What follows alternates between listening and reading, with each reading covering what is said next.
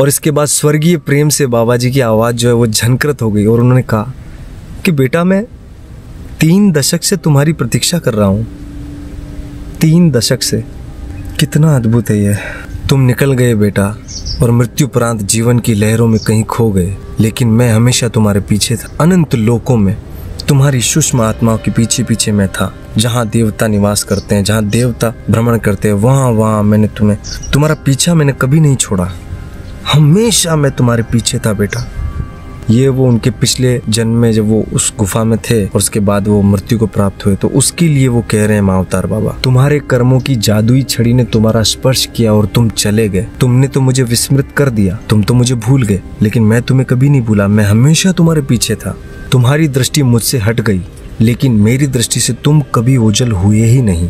मैं उस सूक्ष्म ज्योति सागर में भी तुम्हारे पीछे विचरण कर रहा था, जहाँ ओजस्वी देवता विचरण करते हैं। अपने बच्चे की रक्षा करने वाले पक्षी की तरह मैं अंधकार, उथल पुथल, तूफान और प्रकाश में तुम्हारे पीछे पीछे चलता रहा। जब तुम मानव गर्भावस्था में थे और जब तुमने शिशु रूप में जन्म लिया, तब भी मेरी दृष्टि तुम्हारे ऊपर थी और मैं तुम्हारे पीछे पीछे था। मेरी नज़र से तुम कभी ओझल नहीं हुए। और बेटा, जब तुम घुरने की नदी में अपने नन्हे शरीर को पद्मासन में लगाकर बालू की रेत से ढक लेते थे, तब भी मैं अदृश्य रूप से वहाँ मौजूद था और तुम पर नजर रखता था। महाअवतार बाबा ये सारी बातें लाहिड़ी माशे से कह रहे हैं कि मैं हर वक्त तुम्हारे साथ था।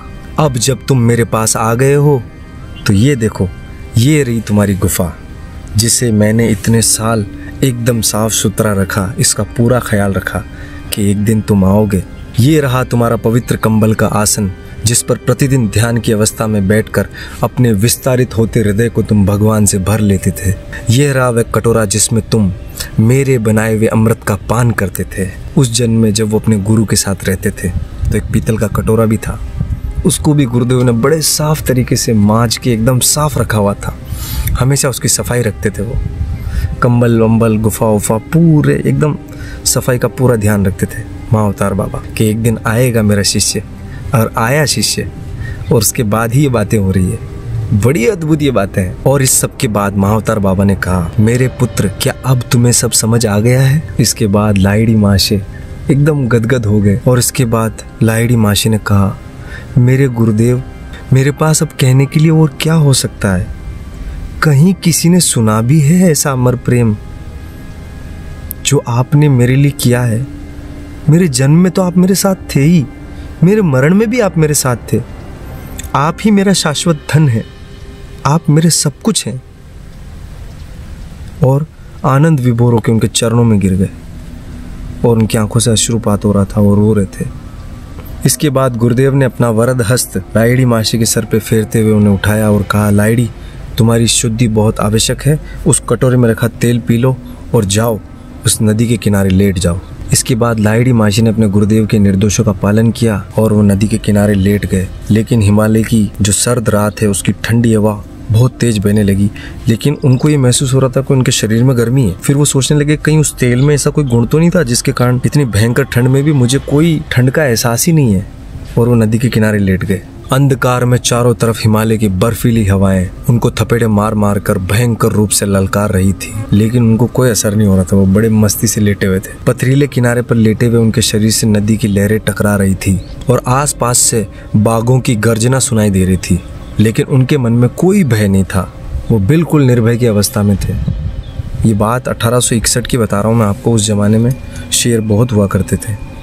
तो वो ये कह रहे हैं कि शेरों के दहाड़ने की आवाज़ भी आ रही थी, बर्फीली हवाएं भी चल रही थी और ख़तरनाक ठंड थी, लेकिन ना तो उन्हें ठंड का एहसास हो रहा है, ना उनके शेरों की आवाज़ से उनको किसी तरह का भय हो रहा है। और वो एकदम लेटे हुए नदी के किनारे पर, नदी का ठंडा पानी भी उनको, नदी के ठंडे पानी की लहरें भी उनको छू रही है उनके शरीर को। इस तरह नदी के किनारे लेटे लेटे कई घंटे तेजी से बीत गए। गत जन्म की अपनी अस्पष्ट स्मृतियों और अपने गुरु के साथ पुनर्मिलन की उज्जवल विचारों के अंदर वो कहीं खो गए। अचानक उनकी लंबी चल रही ये विचारधारा भंग हो गई जब एक आदमी उनके नजदीक आया और अपना हाथ देकर उनको खड़े होने के लिए कहा और उनको सूखे वस्त्र दिए। फिर उस व्यक्ति ने कहा, आओ बंधु, गुरुदेव तुम्हारी प्रतीक्षा कर रहे हैं। और इस तरह वो आगे आगे चलने लगा और संधेरी रात में वो उनके पीछे पीछे चलने लगे। लेकिन उन्होंने आगे देखा कि ऐसा लग रहा जैसे सूर्योदय हो रहा है, इतना तेज प्रकाश हो रहा है। तो लाहिड़ी माशे ने कहा कि मुझे तो नहीं लगता कि अभी सुबह हो गई है, ये तो अंधेरी रात है एकदम, ये किस चीज का प्रकाश हो रहा है? उन्होंने उस आदमी से पूछा। वो जो दूर प्रकाश तुम्हें दिख रहा है वो एक स्वर्ण महल है, जिसका सृजन अद्वितीय बाबा ने आज किया है, जहां हम चल रहे हैं। सुदूर अतीत में कहीं तुमने स्वर्ण महल के आनंद लेने की इच्छा व्यक्त की थी। आज हमारे परम श्रद्धेय गुरुदेव तुम्हारी ये इच्छा पूर्ण करके तुम्हें अपने कर्मों के अंतिम बंधन से मुक्त करेंगे। तुम्हारी ये एक आखिरी वासना कहीं दबी हुई है, आखिरी इच्छा उस महल की, उसको पूर्ण करने के लिए गुरुदेव ने आज उसका सृजन किया है। वहीं हम चल रहे हैं उस स्वर्ण महल को देखने। तुम्हारे लिए गुरुदेव ने उसको बनाया है और आज वो भव्य महल तुम्हारी क्रिया योग की दीक्षा का साक्षी बनेगा। यहाँ के तुम्हारे सब भाई तुम्हारे वनवास की समाप्ति का आनंद मनाते हुए तुम्हारा स्वागत कर रहे हैं। वो सब तैयार खड़े हैं, चलो जल्दी। और जब लाहिड़ी महाशय वहाँ पहुंचे तो उन्होंने देखा दैदीप्यमान एक स्वर्ण महल जिसमें अनगिनत रत्न जड़े हैं, वो उनके सामने है। शांत जलाशयों में पड़ता उसका प्रतिबिंब अत्यंत सुंदर बारीक नक्काशी में हीरे, पन्ने, माणिक, मोती और न जाने कितने अनगिनत रत्न उस महल में जड़े हुए थे। और इस महल को देखकर उनका मुंह खुला का खुला रह गया और वो भयंकर आश्चर्य में पड़ गए। उनको इस तरह आश्चर्य में पड़ा देखकर वहाँ उनके साथी सहानुभूति पूर्वक मुस्कुराते हुए उन्हें कहने लगे, देख लो, ध्यान से देखो, छूकर महसूस करो, ये महल तुम्हारे ही लिए बनाया गया है। इस महल की प्रत्येक कलाकृति की भव्यता का भरपूर आनंद लो, जी भर के देखो, पूरा देखो इसको, ये तुम्हारे लिए बनाया गया है। इसके बाद लाहिड़ी मासी ने उनसे कहा कि इस महल का सौंदर्य मानव की कल्पना से परे है, इसकी उत्पत्ति का रहस्य मुझे समझाओ, मैं समझ नहीं पा रहा हूँ, ये क्या है मेरे सामने, ये बिल्कुल असली लग रहा है। फिर उन्होंने कहा कि इस महल के प्रकटीकरण में समझ में आने वाली जैसी बात कुछ है ही नहीं, ये सारा अखिल ब्रह्मांड विधाता के विचार का मूर्त रूप है। अंतरिक्ष में भ्रमण करता पृथ्वी का ये भारी गोला ईश्वर का एक स्वप्न मात्र है। भगवान ने सभी कुछ मात्र अपने मन से निर्मित किया है। ठीक उसी प्रकार जैसे हम जब स्वप्न में चले जाते हैं निंद्रा के अंदर और उसके अंदर बहुत सारी चीजें निर्मित कर देते हैं और जब आंख खोलते हैं तो सब गायब होती है, तो ऐसे ही ये विशाल ब्रह्मांड जो है वो ईश्वर का एक स्वप्न है। परमात्मा ने केवल पहले पृथ्वी की कल्पना की, फिर उसने उस कल्पना को गति प्रदान की, जिसके फलस्वरूप अणु शक्ति और फिर पदार्थ जगत अस्तित्व में आए। तत्पश्चात उसने पृथ्वी के अणुओं को एकत्रित किया और एक ठोस गोला बनाया। इस गोले के सारे अणु ईश्वर की इच्छा शक्ति से एकत्रित हुए हैं। जब कभी भगवान अपनी इच्छा शक्ति को इसमें से वापस निकाल लेंगे तब पृथ्वी के सारे अणु ऊर्जा में रूपांतरित हो जाएंगे। इसीलिए परमात्मा की अनंत सर्वार्थ साधक इच्छा शक्ति के साथ एक रूप होने के कारण बाबा जी ने इस महल का सृजन ऐसे ही कर दिया है तुम्हारे लिए, ताकि तुम्हारी वो अंतिम वासना की पूर्ति हो सके और तुम्हारे कर्मों का बंधन कट सके और तुम मुक्त हो सको। क्षण भर में मूर्त रूप दिया गया यह स्वर्ण महल उतना ही वास्तविक है जितनी ये पृथ्वी है, जितने तुम हो या जितना बाकी और कोई भी भौतिक पदार्थ है। इसलिए जो तुम महल देख रहे हो वो झूठा नहीं है, वो सच्चा है, वो है बिल्कुल। बाबा जी ने ठीक इसी प्रकार इस महल का सृजन किया है और अपनी इच्छा शक्ति से इसके अणुओं को पकड़ रखा है, और जब वो इसका संकल्प छोड़ देंगे तो महल यहाँ से गायब हो जाएगा।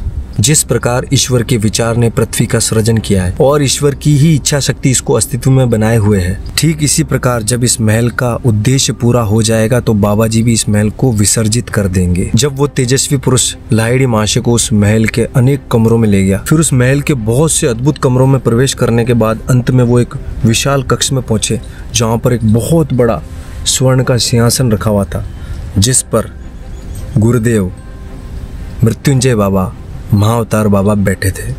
लाहिड़ी महाशय ने देखा कि गुरुदेव वहाँ बैठे हैं उस आसन पे। उस स्वर्ण सिंहासन पर पद्मासन पे बैठे अपने गुरुदेव को लाहिड़ी महाशय ने प्रणाम किया। फिर गुरुदेव ने कहा, लाहिड़ी, क्या तुम्हें अपने स्वर्ण महल की स्वप्न आकांक्षाओं में अभी भी आनंद आ रहा है? जागो, अब तुम्हारी सारी ऐहिक तृष्णाएं सदा सदा के लिए तृप्त होने वाली है। और उसके बाद गुरुदेव ने आशीर्वाद स्वरूप कुछ गूढ़ मंत्र धीमे धीमे स्वर में उच्चारण किए उनके कान में लाहिड़ी महाशय के। फिर उन्होंने कहा, मेरे पुत्र उठो, क्रिया योग की दीक्षा ग्रहण कर ईश्वर के राज्य में प्रवेश करो। इसके बाद महाअवतार बाबा ने अपना हाथ ऊपर उठाया और धधकती अग्नि ज्वालाओं से युक्त एक हवन कुंड वहाँ उपस्थित हो गया, और उस हवन कुंड के चारों ओर फल फूल सजे हुए थे, और उसी हवन कुंड के सामने लाहिड़ी महाशय को क्रिया योग की दीक्षा दी गई। भोर होते होते सारे विधि संस्कार संपन्न हो गए। हिमालय के शीतल सूर्य प्रकाश में वह महल कल्पनातीत आभा की तरह चमक रहा था, ऐसा लाहिड़ी महाशय ने कहा। भोर होते होते मित्रों, दीक्षा के बाद लाहिड़ी महाशय उस महल के अनेक कमरों में गए और उसके उद्यानों में गए, बहुत सारी जगह उस महल के अंदर वो गए।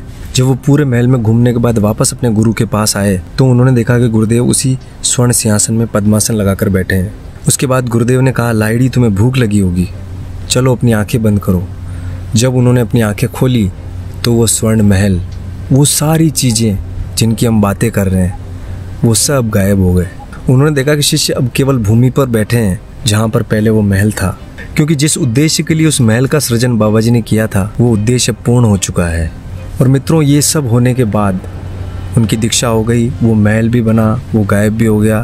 फिर दोपहर में वो अपने उस पूर्व जन्म के अद्भुत कंबल पर बैठे, और जब लाहिड़ी माशी अपनी उस गुफा में उस पवित्र कंबल पर आसन लगाकर बैठे तो ईश्वर तुल्य उनके गुरुदेव उनके नज़दीक आए और उन्होंने उनके सर पे हाथ फेरा और वो निर्विकल्प समाधि में चले गए।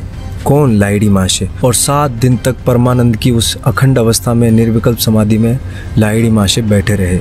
और मित्रों, अपनी 7 दिन की निर्विकल्प अखंड समाधि में लाहिड़ी माशे आत्मज्ञान के एक एक स्तर को पार करते गए और उस अक्षय सत्य तक पहुंच गए और उनको आत्मज्ञान की उपलब्धि हो गई। माया के सभी बंधन टूट गए और उनकी आत्मा परमात्मा की वेदी पर प्रतिष्ठित हो गई। और 8वें दिन वो अपने गुरु के चरणों में लौट गए और सदा उस पवित्र वन में उनके साथ रहने के लिए उनको अनुरोध करने लगे कि मुझे बस अब अपने पास ही रखो, यहाँ मुझे कहीं नहीं जाना। महाअवतार बाबा जी ने उनको अपने आलिंगन पाश में बांधते हुए कहा, मेरे पुत्र, तुम्हें इस जन्म में अपनी भूमिका जन साधारण के बीच में निभानी है। मतलब तुम यहाँ नहीं रह सकते, तुम्हें पब्लिक के बीच जाना पड़ेगा। तुमने अनंत जन्मों में बहुत बार तपस्वियों की तरह इस तरह वनों में साधना की है। इस जन्म से पूर्व तुम अनेक जन्मों में निर्जन वनों के अंदर तपस्या करके धन्य हो चुके हो। अब तुम्हें इसकी आवश्यकता नहीं है, तुम्हारा काम हो चुका है, अब तुम्हें पब्लिक के बीच जाना है। गुरु ऐसा आदेश कर रहे हैं उनको, लाहिड़ी माशे को, महाअवतार बाबा। इसलिए ये जो जन्म है तुम्हें जन साधारण के बीच में बिताना है, और जो मैं क्रिया योग की दीक्षा तुम्हें दूंगा वो योग्य लोगों को देनी है। अब तुम्हें मनुष्यों के संसार में जाकर मिल जाना होगा, उनके बीच रहना होगा, यही मेरा आदेश है। लेकिन वो जिद कर रहे थे कि नहीं, मुझे तो यहीं रहना है, बस अपने पास रखो, मुझे ये जगह छोड़ के नहीं जाना है। तुम्हारे इस जन्म के पीछे गहरा उद्देश्य है। तुम्हारी शादी हुई, तुम्हारे बच्चे हुए, तुम विवाह के बंधन में बंधे, उससे पहले तुम मुझसे नहीं मिले। ये सब कुछ हो चुका है, अब तुम मुझसे मिले हो। इसके पीछे बहुत बड़ा कारण है, समझो इस बात को। तुम्हें पब्लिक के बीच ही जाना है, वापस संसार के बीच जाना है। और इसके बाद महाअवतार बाबा ने उनसे कहा कि हिमालय की हमारी इस गुप्त मंडली में शामिल होने के तुम्हारे इस विचार को तुम्हें त्यागना ही होगा। तुम्हारा जीवन आदर्श गृहस्थ योगी का उदाहरण बनकर शहरों की भीड़ भाड़ में रहने के लिए है कि संसार के व्याकुल नर नारियों का आर्तनाद महापुरुषों के कानों से टकराकर अनसुना नहीं किया जाता। तुम्हें उस काम के लिए चुना गया है कि तुम संसार के बीच जाओगे, एक आदर्श गृहस्थ योगी का उदाहरण पेश करोगे। तुम्हें सच्चे जिज्ञासुओं को क्रिया योग के माध्यम से आध्यात्मिक उन्नति देने के लिए चुना गया है। तुम उनको क्रिया योग सिखाओगे, जो सच्चे जिज्ञासु हैं उनको। इसके लिए तुम्हें जाना ही पड़ेगा और इस जिद को छोड़ना पड़ेगा, इस विचार को छोड़ना पड़ेगा कि तुम हमारी अमर मंडली में यहाँ हमारे साथ रह सकते हो। तुम्हारे लिए संसार को त्यागने की कोई आवश्यकता ही नहीं है, क्योंकि आंतरिक स्तर पर तुमने इसके प्रत्येक कर्म बंधन को वैसे ही तोड़ दिया है। इस संसार में ना होते हुए भी तुम्हें उसी में रहना है। इसके बाद गुरुदेव ने आदेश किया कि अपने पूर्ण अंतःकरण से तुम्हें कई वर्षों तक अपने आध्यात्मिक, व्यावसायिक और पारिवारिक कर्तव्यों का निर्वहन करना है। और इसके बाद बाबा जी ने नए शिष्यों को योग विद्या दिए जाने के लिए कई प्राचीन कठोर नियमों का उनको ज्ञान करवाया कि भाई ये नियम है। उन्होंने कहा कि योग्य शिष्यों को ही क्रिया की ये कुंजी देना। ध्यान के विज्ञान द्वारा जीवन के अंतिम रहस्य को पता लगाने के लिए केवल वही योग्य है जो ईश्वर की खोज में अन्य सब कुछ त्याग देने का संकल्प करता है कि सब कुछ भी चला जाए लेकिन मुझे ये मिलना चाहिए, वो ही इसका अधिकारी है। ऐसा महाअवतार बाबा ने उनसे कहा और उनको ही ये क्रिया योग की दीक्षा देनी है। लेकिन आगे सुनो अभी। फिर उसके बाद लाहिड़ी माशे ने अपने गुरुदेव से कहा, दयामयी गुरुदेव, आपने विलुप्त हुई क्रिया योग की विद्या का पुनरुद्धार कर वैसे ही मानव जाति पर इतना बड़ा उपकार कर दिया है। अब शिष्यत्व की कठोर आवश्यकताओं को शिथिल करके क्या और थोड़ी कृपा नहीं करोगे? मतलब वो ये कह रहे हैं कि आप जो ये बोल रहे हो ना कि बिल्कुल योग्य हो उसी को ये विद्या मिलनी चाहिए, ऐसा मत करो। आम जनमानस में जो भी मनुष्य इस विद्या को पाना चाहे उसको ये मिले, ऐसा आप आदेश मुझे कर दो। मेरी आपसे प्रार्थना है कि आप मुझे सभी सच्चे जिज्ञासुओं को क्रिया योग सिखाने की अनुमति प्रदान करें। चाहे प्रारंभ में वो पूर्ण आंतरिक वैराग्य की प्रतिज्ञा ना भी कर पाए, तब भी आप मुझे ये अनुमति दें कि अगर कोई जिज्ञासु है, सीखने की इच्छा है उसकी, तो उसको हम क्रिया योग में दीक्षित करें। ऐसी आप मुझे अनुमति दें। महाअवतार बाबा से लाहिड़ी माशे ने निवेदन किया। यदि ऐसे लोगों को क्रिया योग की दीक्षा से वंचित रखा जाएगा तो शायद वे कभी अपने मुक्ति का मार्ग खोज ही ना पाए। इसलिए आप कृपा करके मुझे ये अनुमति दें कि मैं जो भी सीखना चाहे उसको हम दीक्षित करें, इसका आप आदेश कर दें बस। इसके बाद करुणा में गुरुदेव ने कहा, तथास्तु, तुम्हारे माध्यम से ईश्वरीय इच्छा प्रकट हुई है। जो भी विनम्रता के साथ तुमसे सहायता की याचना करे उन सब को क्रिया योग की दीक्षा दे देना, ये मेरी तरफ से तुम्हें आशीर्वाद है। और मैंने कह दिया। इसके बाद थोड़ी देर मौन रहकर महाअवतार बाबा ने लाहिड़ी माशे से कहा, अपने प्रत्येक शिष्य को भगवत गीता का ये अमर वचन अवश्य बताना। स्वल्पम मयस्य धर्मस्य त्रायते महतो भयात, अर्थात इस धर्म का थोड़ा सा भी साधन जन्म मृत्यु के चक्र में निहित भय से तुम्हारी रक्षा करेगा। यानी क्रिया योग के बारे में कह रहे हैं। जो इस धर्म का थोड़ा सा भी साधन करेगा, यानी क्रिया योग का थोड़ा सा भी साधन करेगा, उसके लिए कह रहे हैं कि जन्म मृत्यु के चक्र में निहित भय से उसकी रक्षा करेगा ये क्रिया योग। तो मित्रों, ये था जो आज हमने पढ़ा। अभी भी इस चैप्टर में से कुछ एक दो इंटरेस्टिंग बातें हैं जो बाकी रह गई। वीडियो बहुत लंबा हो चुका है। आज के लिए मैं यहीं विराम दूंगा। सभी को मेरा प्रणाम। जय जय श्री शंभू। मिलते हैं अगले व्लॉग में। कैसा लगा आपको ये कमेंट करके ज़रूर बताना। धन्यवाद।